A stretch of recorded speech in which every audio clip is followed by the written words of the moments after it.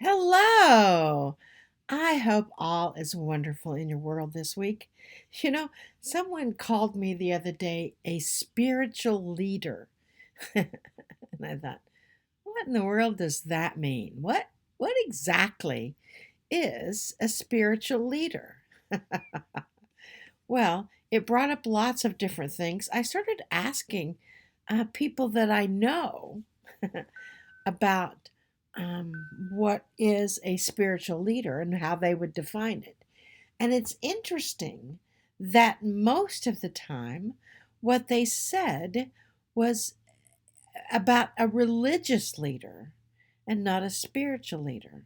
And again, if you Google spiritual leaders, you will find more religious people or people that are associated with a particular religious denomination, a form of Christianity or a form of Muslim or Islam or a form of um, uh, Jewish or a form of, whatever. But so that really got me to thinking about what exactly does it take to be a spiritual leader. I don't believe, in my personal opinion, that it is connected to any one of the organized religions. I think a spiritual leader is one that can transcend all religions because there are many paths to the one God or one source. And that a spiritual leader actually ministers to your own spirit. They minister to your own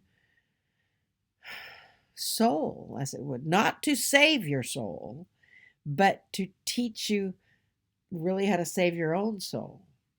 And so I started thinking about what attributes a spiritual leader might have.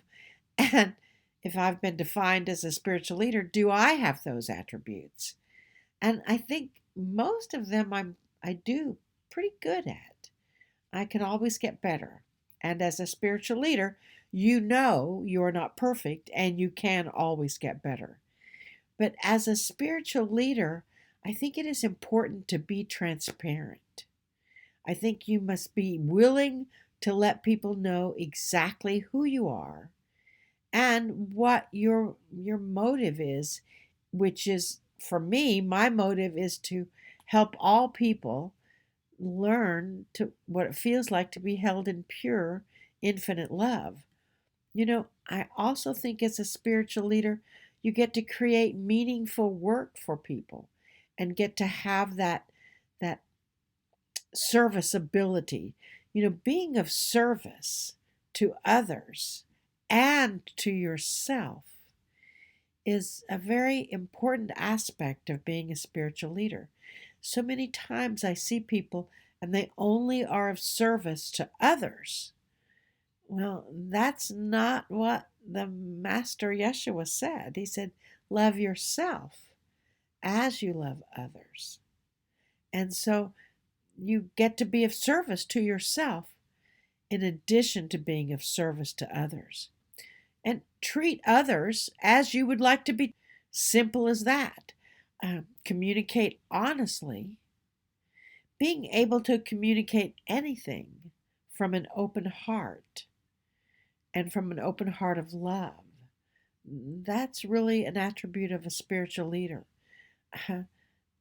You look at the principles in spirituality, and most of the principles are really about living a compassionate life and looking at humanity with compassion and having compassion for yourself as well, and to learn that you are a work in progress.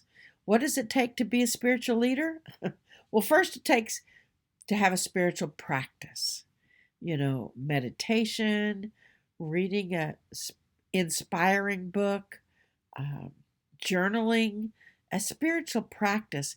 Meditation is one aspect that is so simple.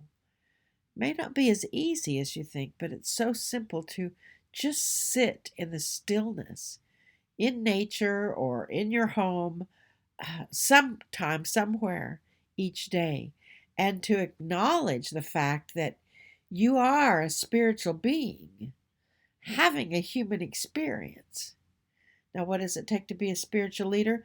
Do you have to get up on stage and tout spirituality or lessons to people all over the planet?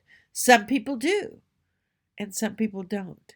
You can be a spiritual leader very quietly in your own community to help people learn to come back to themselves, to help people learn to really be who they are and be humble about who they are, but not, braggadocious about what they're doing in the community, but to just simply do it.